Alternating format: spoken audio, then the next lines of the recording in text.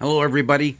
Yeah, I'm back here in my barn because, just to be honest with you, the weather's kind of lousy out there, and who wants to be out and all that stuff? So I'm going to spend time with my chicken friends in here, and my hope and prayer is they all go and lay an egg.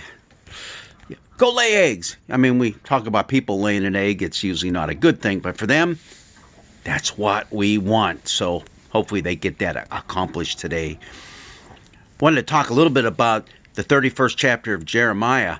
Yeah, Jeremiah is one of those prophets, long read in the Old Testament. But we read a lot throughout the church year, in church, from the 31st chapter, because it's a really neat chapter. There's a lot of good stuff in there. And what we're looking at this week is a portion of that chapter in which, well, just to be perfectly honest, things hadn't gone very well for the people. I mean, they're living in a time of well, it's a very sad time. Their nation has been overrun by Babylon. People have been carried off into captivity. They've probably lost loved ones to warfare. Now their livelihood is gone. Being uprooted and swept away into exile. Not a good thing. But Jeremiah offers for the people a word of hope in the midst of all the pain they're experiencing. See, I'm going to bring them from the land of the north and gather from the farthest parts of the earth, among them the blind and the lame, those with child and those in labor together, a great company, and they shall return here. With weeping they shall come, and with consolation I will lead them back.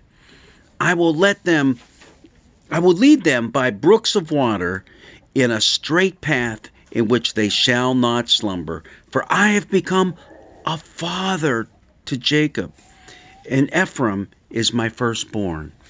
You see, the people have not been forgotten by God. And these people are refugees. They are people who have been forced from their homeland, and the absolute worst things have happened to them. But God hasn't forgotten them. God will take them back home. He's become their father.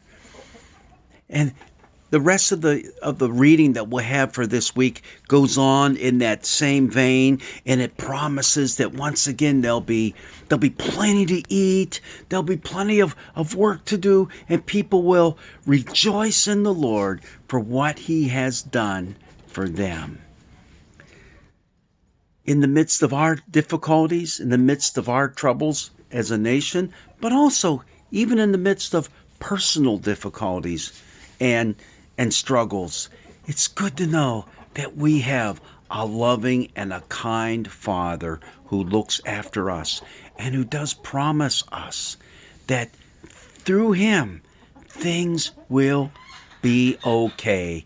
Things will get better.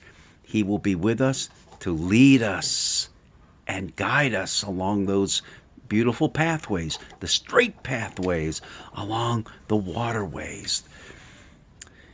Jeremiah speaking to people in big trouble, people who really were down and out on their luck.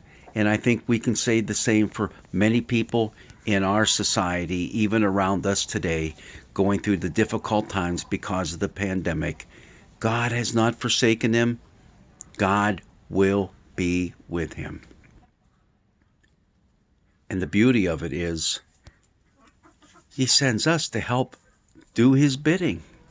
You and me, bearers of His light and His love. God's blessings be with you this day.